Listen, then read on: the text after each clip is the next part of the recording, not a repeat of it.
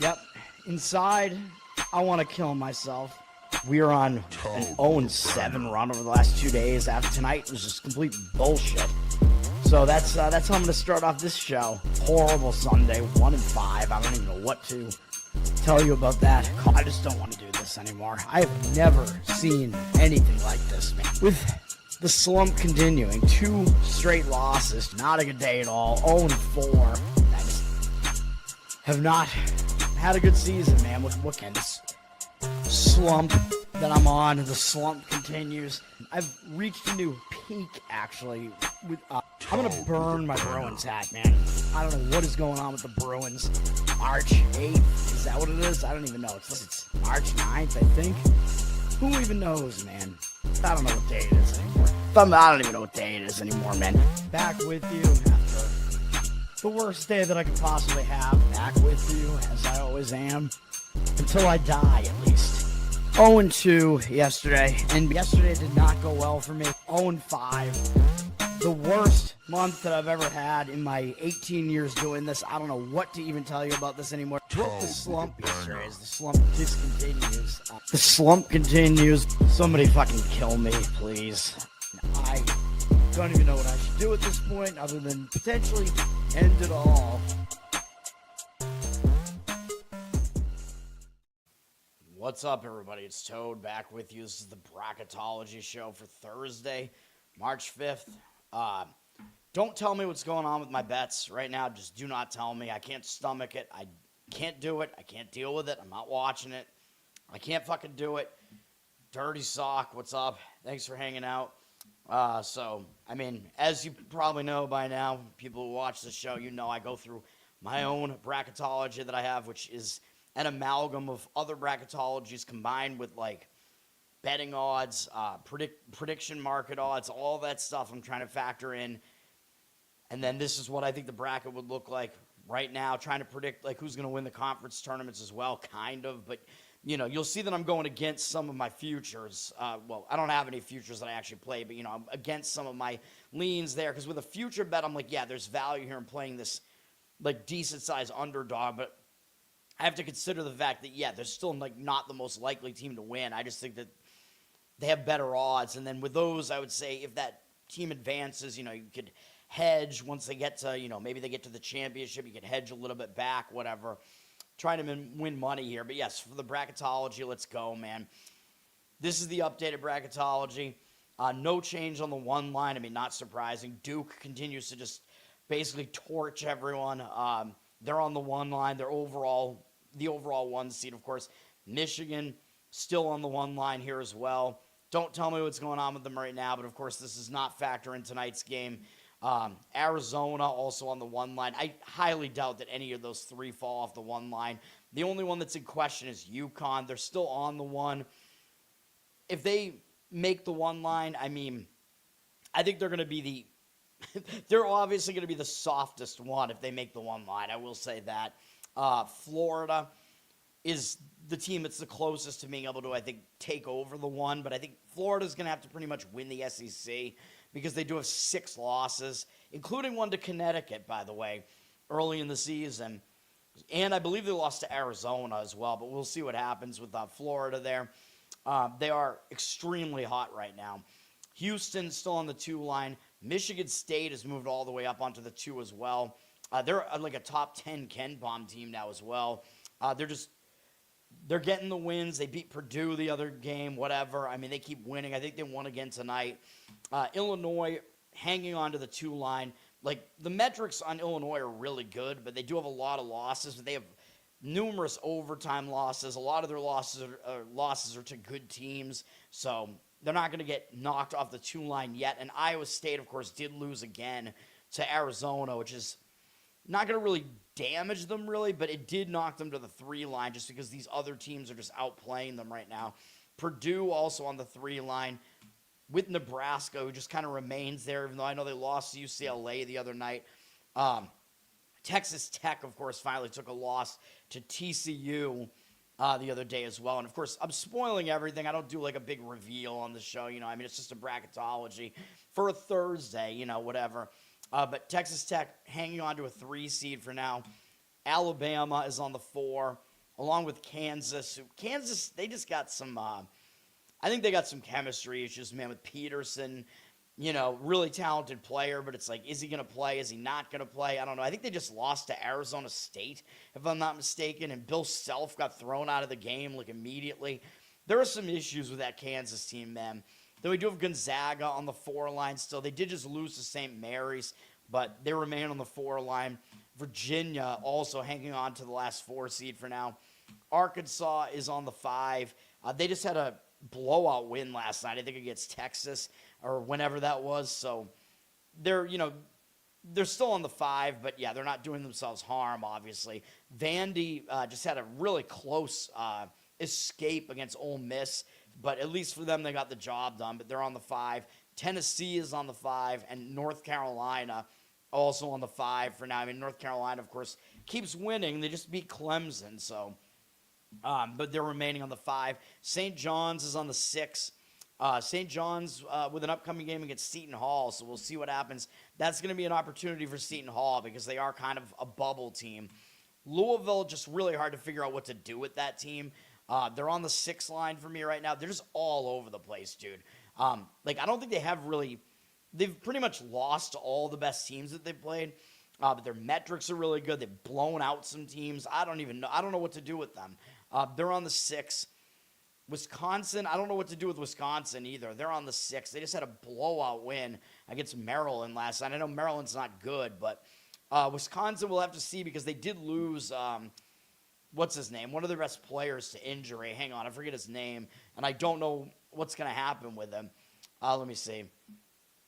One of my friends who's Wisconsin fan and alum texted me and was like, what's going to happen if this guy's injured?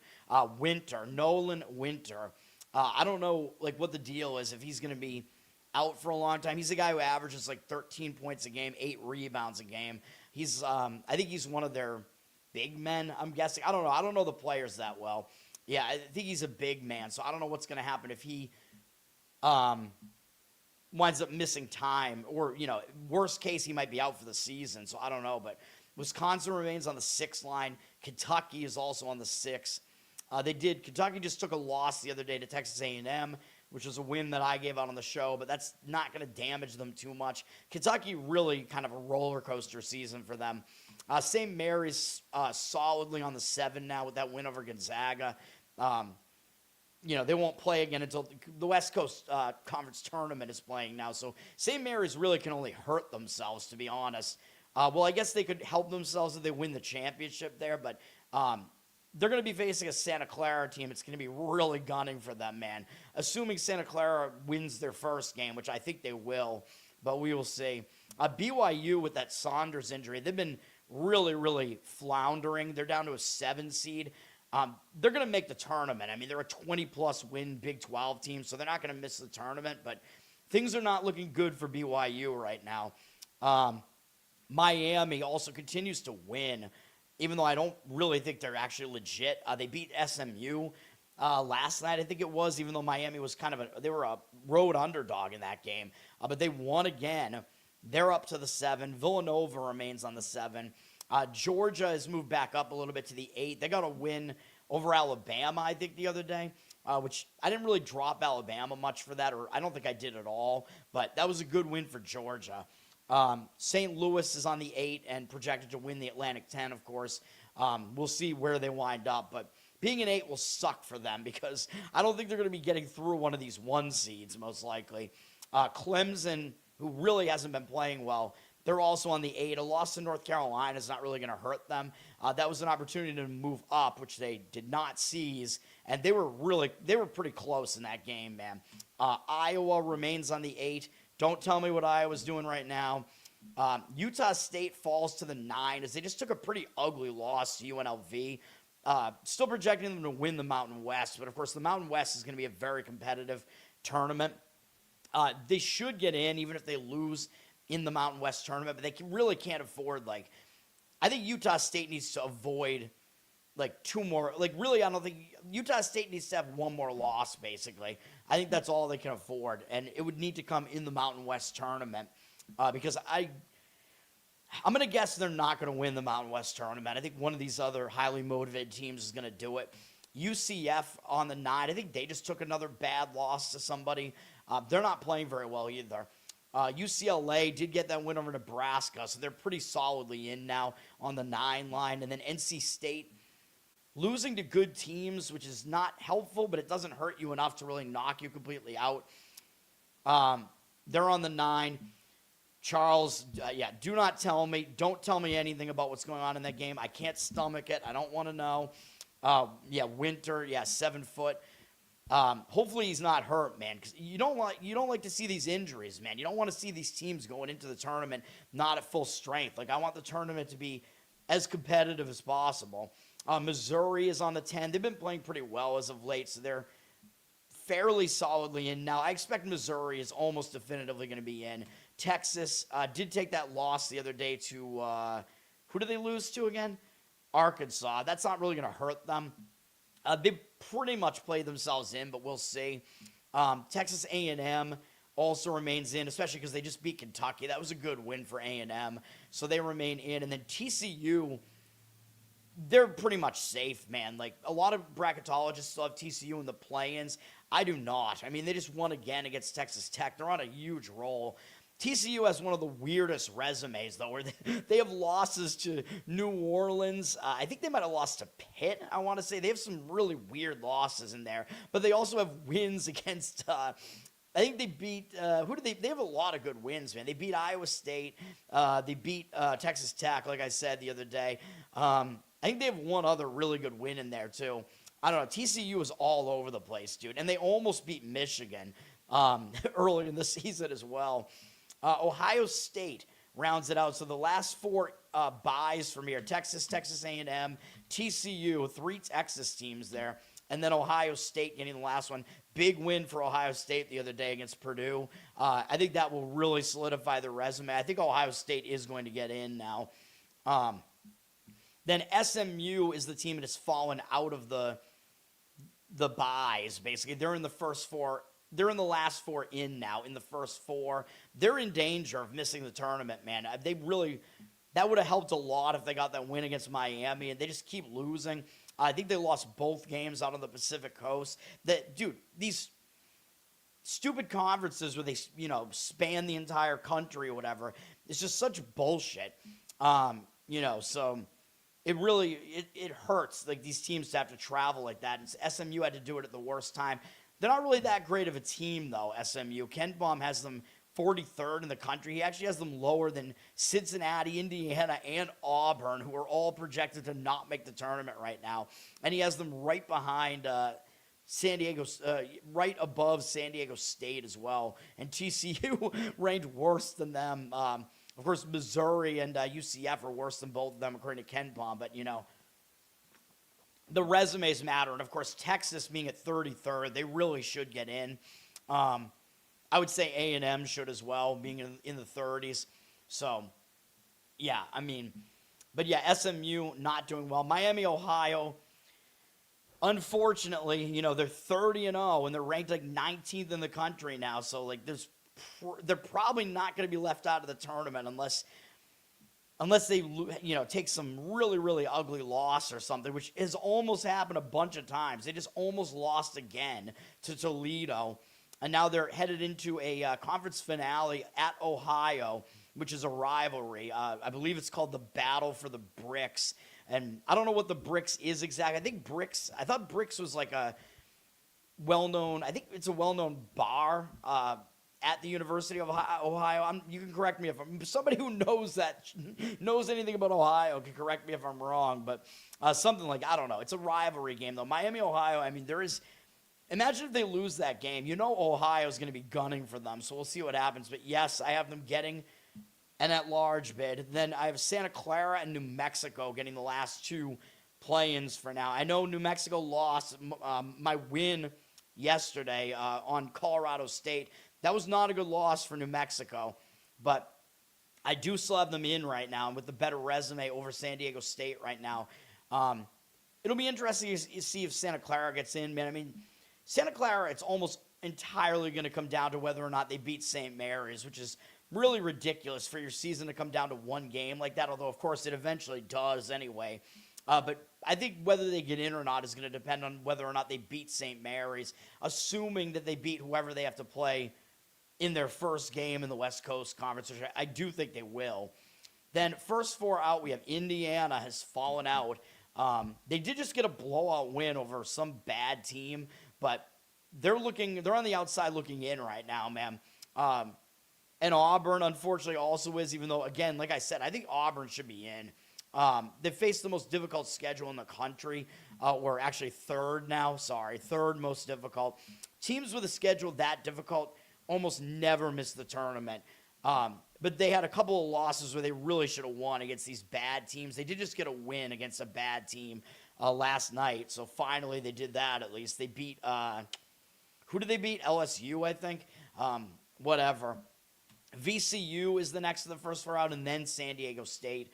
We'll see what happens with those teams as well. It's going to come down to the conference tournaments. For all these teams, it will, really. Then next four out, Virginia Tech, Seton Hall, Cincinnati, and Cal. Cal was in for a little while, but their metrics just really don't spell it out, man. And then they immediately lost to Pitt, which was a terrible loss, which immediately knocked them way down again. I think they have no chance to get in, but we'll see. I don't think they should be in anyway. Their metrics are just bad. Even though their record looks good, they beat a lot of bad teams, especially in the out-of-conference. So Cincinnati, it would be interesting if they get in, man, because they're actually a really, really good defense. And I think that's a good enough team to be a tournament team. But we will see. That is all of that. And then we have the winners of the conferences, the auto bids. I still have South Florida winning the American, but Tulsa is really right behind them, and it should be one of those two teams. Although we know, Wichita is kind of in the mix there. I think it will be one of those three, probably. You never know, but South Florida, hopefully it's either them or Tulsa, because those are teams that could maybe make a little bit of noise in a tournament setting. South Florida, I have getting an 11 seed right now. Belmont winning the Missouri Valley. I think Belmont gets Drake now because Drake pulled off the upset against Southern Illinois tonight. So Belmont gets to avoid the good defense of Southern Illinois. So Belmont's path is actually fairly decent right now in the Missouri Valley, and they are the best team in that conference, so I do have them winning it right now. They're going to have to get by Murray State probably, though they've done it already this year, but we'll see if they can do it again. But Murray State, a much weaker defensive team. I have Akron winning the MAC still, like I said, and getting a 12 as well. I usually go through all the conferences here, but, actually, yeah, I guess maybe I will still do that, although I just blew it. Oh, no. Akron winning the MAC still, but, I think they're better than Miami, Ohio. It might come down to that in the conference tournament, in the conference final. We'll see. I have UMBC winning the America East still. It's going to be them or Vermont. That conference is just god-awful. I have UMBC getting a 16, although they've actually worked their way out of the play-ins for me and into the 16. Not that it really matters, because you're going to lose to a 1 seed. Have fun. But it's UMBC, man. It's the team that beat Virginia that year. Yeah, okay. St. Louis winning the Atlantic 10 and getting an 8 right now. It's probably going to be them or VCU. George Washington still maybe a threat in that conference. I don't really think any of the other teams really pose much of a threat there. Duke winning the ACC, of course, and is the 1 overall seed. Atlantic Sun is pretty much, I think, going to come down to Austin Peay versus Central Arkansas. But, again, because Central Arkansas has to play Lipscomb, who I think is still somewhat dangerous in that conference. I had said, you saw my video on it, I said Austin Peay had the better path in that tournament. Central Arkansas does have the better odds to win it right now, and they are slightly above Austin Peay and Ken Palm right now. But I do have Austin Peay getting it right now and being a 15 seed, although, of course, I'll continuously update this as the conference tournaments keep going. Arizona winning the Big 12 and getting a 1. But, of course, as I always say, these big conferences, these teams that are, guaranteed a 1 seed, you might see them lose in the conference tournament if they can afford a loss because they don't want to overexert themselves. They want to start focusing on the actual tournament, Connecticut winning the Big East, really the only threat to them, I think, is St. John's, and we'll see if St. John's even poses a threat to them. Maybe. UConn did have that one weird loss to Creighton in there, so I guess anything could happen, but we'll see. Big Sky is an absolute cluster, dude. If you see the odds in the Big Sky right now, Eastern Washington has the best odds to win it, but I don't think they're that good. So the next best odds are Montana State and Northern Colorado.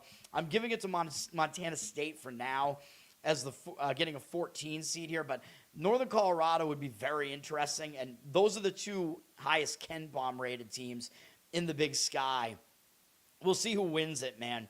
I think it would be more interesting if it's Northern Colorado, though. So we'll see what happens there. And Portland State is the 1 seed, but they have the 4th best odds to win that conference, and I don't think they're going to win it. And Northern Colorado is getting hot at the right time, but Montana State is just kind of a steady team in that conference. I forget what I said. I broke down that conference in last night's video when I did the conference futures preview or whatever.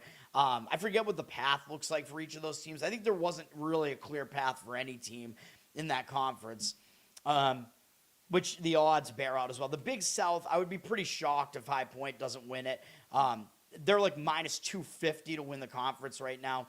They're a 13 seed right now.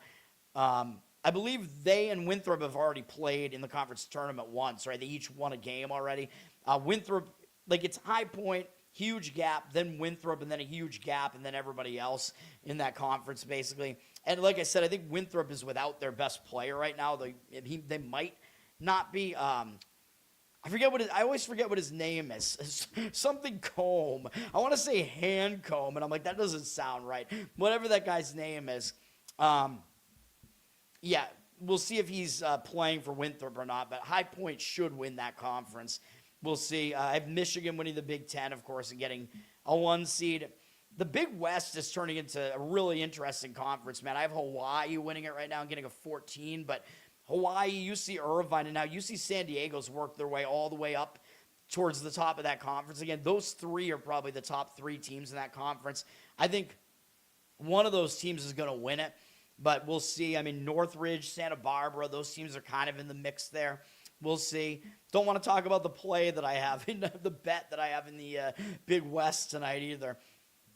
High Point, I don't know anything about them except I know they made the tournament last year. I know they had what was their dude's name? The coach that they had last year, the tall, bald dude, who I think was a former player. He moved on. He's I forget. I heard where he is now. I forget. He's an assistant coach. I think he's with. Oh God, where is he now? He's with some team that might fire their coach. So he's like waiting in the, or I don't know. He's with some team where the coach might retire, maybe is what, I don't know. He's like waiting in the wings at some bigger school right now to become their coach. I want to say his name is Huff, but I could be wrong about that. I'm usually good with names, but I can't remember any of them right now. But whoever it was who was the coach last year, I don't know if you remember with High Point, in the Big South Conference Final last year, I watched a lot of that game. They were playing really poorly, and the coach benched all of the starters to send them a message during the championship game for the conference final. When they were losing, he benched all the starters, and the backups got them back in the game, and then they won the game. It was a crazy move. That guy's a lunatic, dude. And it worked out, and they won. Although then, of course, they had their first tournament appearance ever, and they lost to Purdue, of course. But yes. But we'll see. Yeah.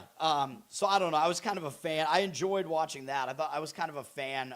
And I like the best teams to get in. So, but yeah, we'll see what happens. With the Colonial, Hofstra, I think UNC Wilmington actually does have the best odds to win it right now. And I showed you that I think UNC Wilmington's path is actually a lot better to get through that, even though I think Hofstra is the best team in that conference.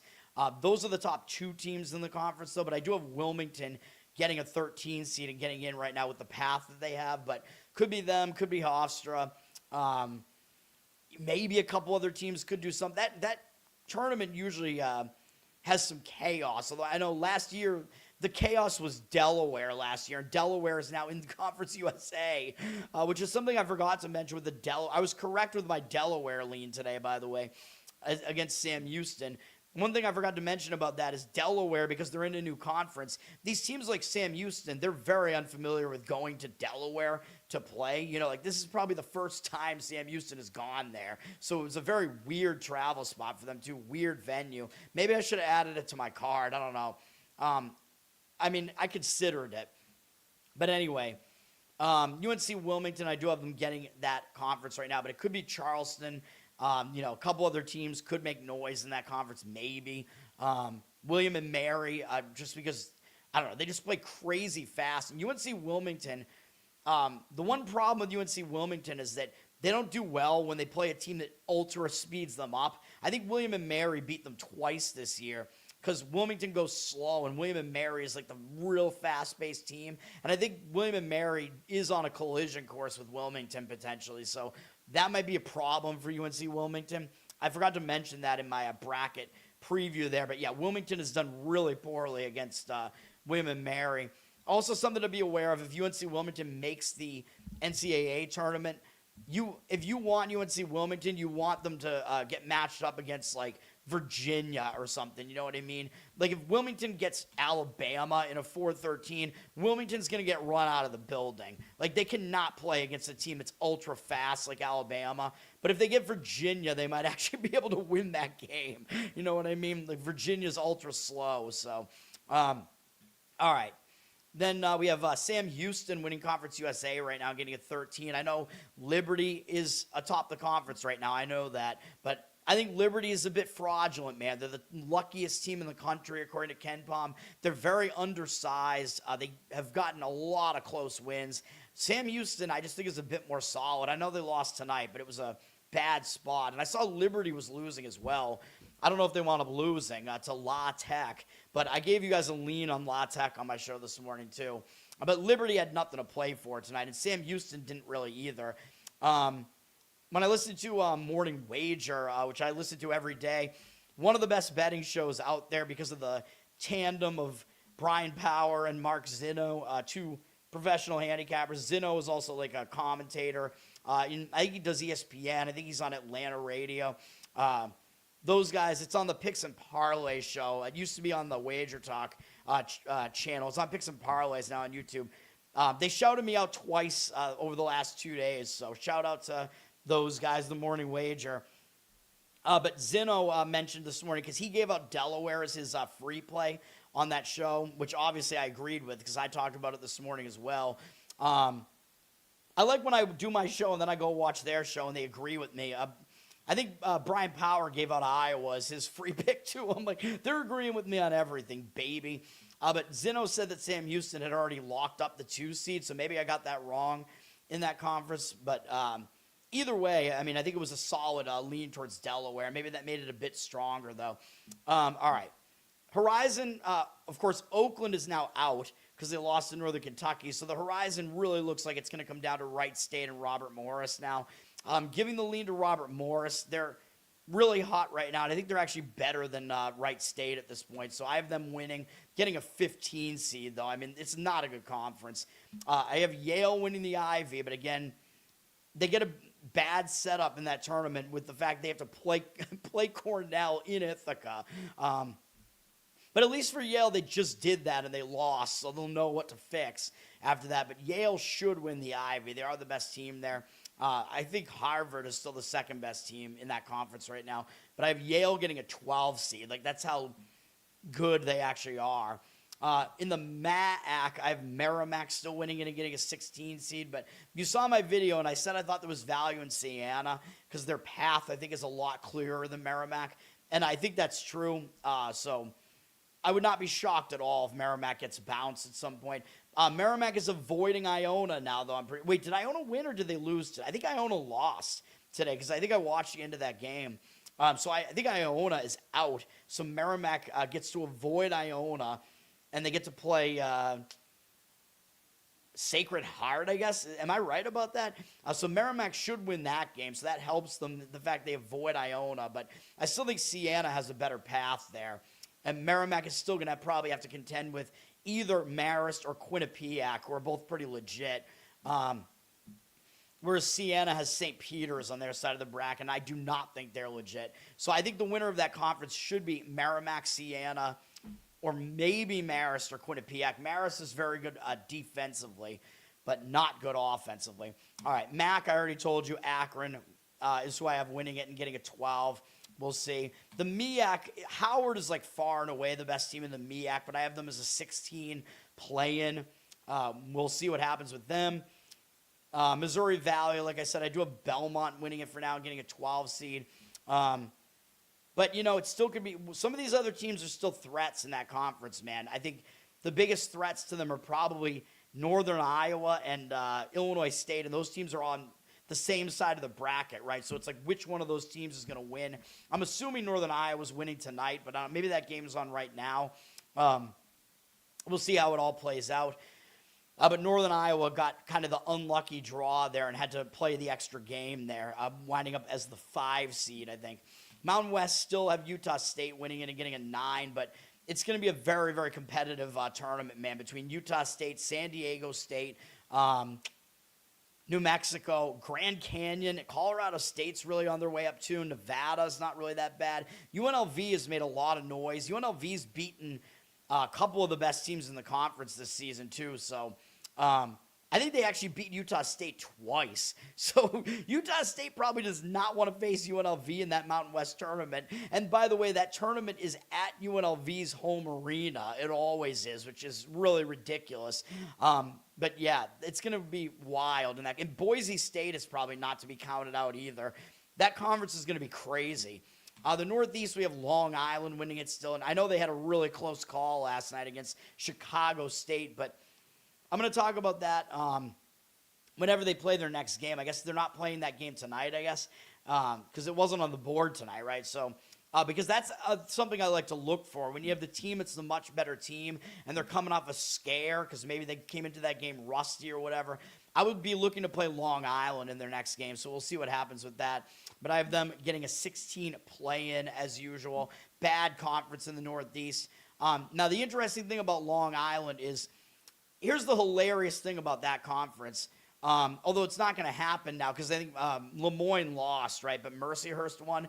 If that conference had a conference final of Mercyhurst versus Lemoyne, neither of those teams are eligible to make the NCAA tournament because they're both in their first 2 or 3 years of transition.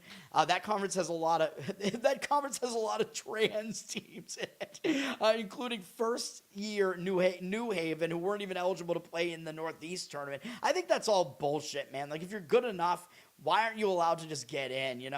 I don't even know why that rule was made. But the hilarious thing was, if Mercyhurst versus Lemoyne was the championship game and neither of those teams were allowed in, of course, then the way that conference was going to determine who makes the tournament was the teams that lost the semifinal games were going to play each other in an extra game to get into the NCAA tournament. That's what they were going to do. So I was wrong because I thought if that was the case, they were going to just give it to the regular season winner, which is Long Island, but that's not what they do. It's insane, but what's going to happen in that conference, though, I want Mercyhurst to make the final because I told you if Mercyhurst makes the final, they're going to be free-rolling in it because the game, they can't make the tournament. They're ineligible, so I want to play on Mercyhurst if they make the Northeast final, you know what I mean? Because if it's Mercyhurst against Long Island, Long Island would be a favorite, and Long Island will have no reason to win that game, really, other than, putting that year on the band or whatever. Yay, we won the Northeast this year. But Long Island will already be the representative in the tournament, you know what I mean? So they won't have to win the game to get in, and Mercyhurst will be playing with a chip on their shoulder. Mercyhurst, it was a crazy environment. If you watched any of that game last night, which the streams were free, actually, on if you went to the Northeast Conference's website, you could watch all their games last night online for free. So I was watching some of them. Mercyhurst had a sold out crowd, man, because this is the first, I think it's the first year they're eligible to be in this tournament, playing the conference tournament. The crowd was going crazy in Erie, Pennsylvania, in that really small arena they have there. It looked like it was full. It was a nice environment, man. It was wild. Everybody's celebrating their first conference tournament win. Problem is, that was a huge deal for them, so maybe Mercyhurst won't do well in the next game. But I'm rambling, man. I got to save that for my for when I actually, talk about those games on my morning show. All right, and then Ohio Valley, very difficult to predict. I have Tennessee State winning it right now and getting a 16 play-in now. That's how bad the Ohio Valley is. UT Martin just scraped by tonight against who did they play tonight? I think they played Eastern Illinois, who pulled off the upset last night, and UT Martin barely got by. tonight. So we'll see what they wind up doing. They're going to have to play Tennessee State. So whoever wins that game is, whoever wins that game could win the championship. And then on the other side of the bracket, it's like Southeast Missouri State there in Lindenwood. I think they're playing right now, actually. So we'll see who winds up winning that. And then Moorhead I don't think is going to win the Ohio Valley. I think they're a fraud. So we'll see who winds up winning that conference. Patriot League, Navy got a scare tonight too, man. If you were watching that game, they were losing at halftime to Bucknell, which I talked about that, dude. Again, Bucknell, they played last night, so they had momentum at least because, they got kind of those nerves out of the way, even though they had to travel to Navy. They gave Navy a pretty good scare there until Navy finally pulled away a little bit at the end there. But I still have Navy winning that conference, of course, getting a 14 seed. Colgate did win tonight, I'm pretty sure. So I think Colgate is really the only other threat. But we'll see what Navy does. Navy has to play BU now. BU won and didn't cover tonight in a very close game against American. I saw the very end of that game, too. BU won at the buzzer. So Navy, we'll see what happens against BU. BU's been playing well as of late, so I don't know. Navy's not definitively going to beat them, but we'll see. And then if you watched the Patriot tonight, I had it on. The Lehigh win was ridiculous, man. They almost lost to Holy Cross. I was like, holy crap, holy crap, Holy Cross. Holy Cross was going to pull off the upset against what I think is a fraudulent 2-seed in Lehigh. Lehigh won that game on a half-court buzzer beater. It was a tied game, so it looked like it was guaranteed to go to overtime. I had it on, and Lehigh fling up the half-court shot. It goes in. I was like, you have to be kidding me. So Lehigh advanced on that shit. All right. But that might mean they're going to play better in their next game because that was a scare. All right. I'm rambling. Got to stop doing that. SEC, I have Florida winning it and getting a 2-seed. And if they do win the SEC, maybe they need Connecticut to trip up, like in the Big East tournament for Florida to actually get a 1-seed, but we'll see. East Tennessee State, I have winning the SoCon, getting a 15. They do have easily the best odds to win that conference, but they're still an underdog against the field, so it's a bad conference this year. It's usually a pretty competitive conference, but not this year. But I think the other teams that have decent odds to win that thing are Furman, Mercer. I think it's mostly those two. I think Wofford's not really that good, so I don't know, but we'll see who wins that conference. What else we got? Southland, I have McNeese winning it. They're actually a favorite to win it against the field right now because really it's basically McNeese or Stephen F. Austin, and there's almost no chance for anybody else to win that. But I have McNeese getting a 12 seed there. I think it will come down to them versus Stephen F. Austin in the final, and we'll see what happens in that final. McNeese will be a favorite in it, and I believe they're playing in their own city. So McNeese will have like a home advantage there, which is stupid, but I'm fine with it because they're the best team, even though they're the 2-seed. But that means they have to get by Rio Grande Valley. The SWAC, I have Bethune-Cookman winning it. They've already wrapped up the 1-seed. They're definitely the best team in the SWAC, but I have them as the last 16-seed play-in because that whole conference is terrible. Again, it could be them. It could be Southern. Probably the other teams won't be able to do it, but we'll see. The Summit, I have North Dakota State winning it and getting a 14. Once I get done with this, I'm going to watch some of the St. Thomas game probably if I can find it.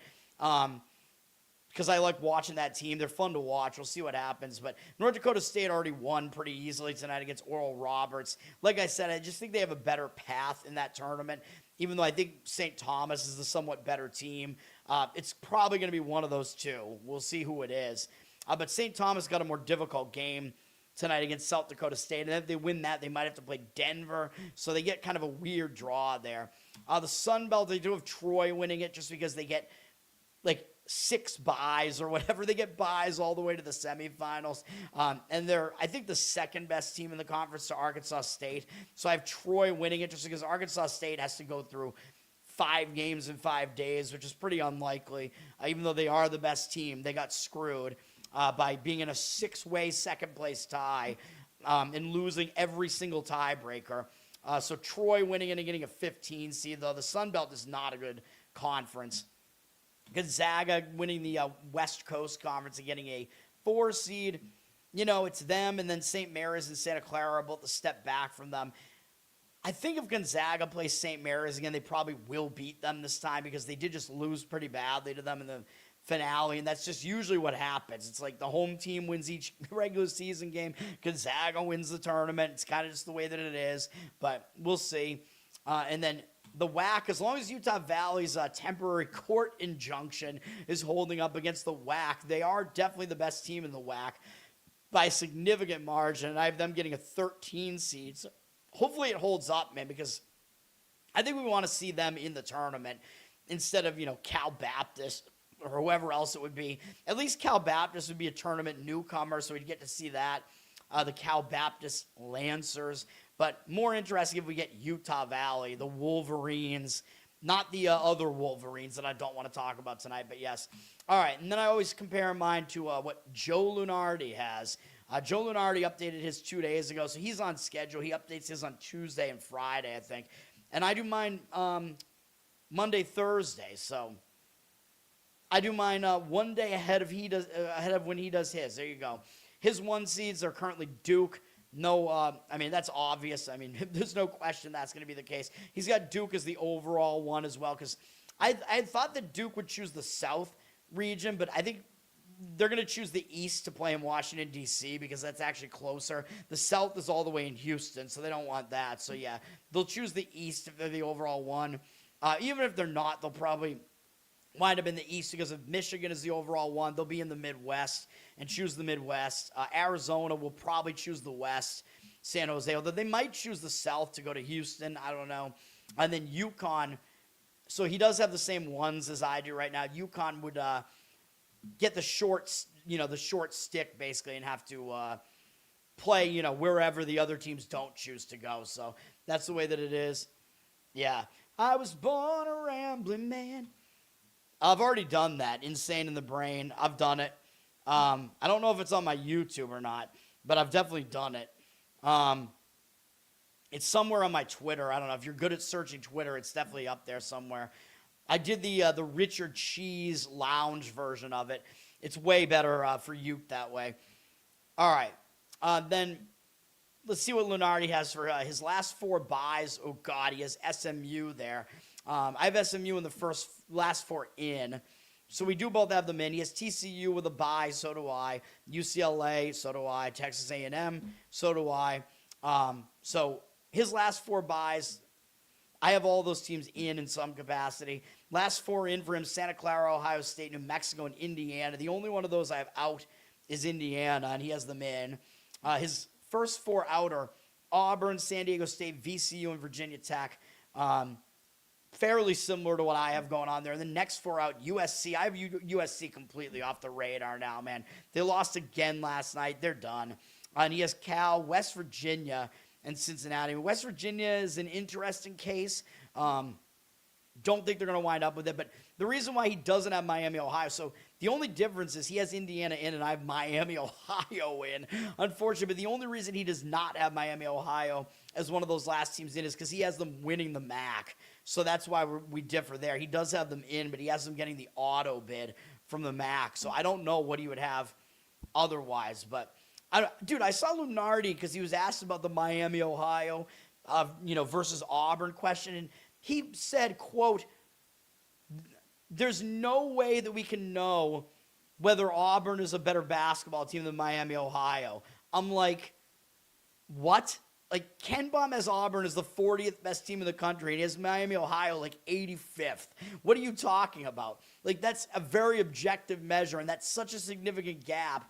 And obviously that tells you that Auburn would be like probably about a 7-point favorite on a neutral against Miami, Ohio. So what is he talking? Dude, this guy's the famed bracketologist who's been at ESPN forever.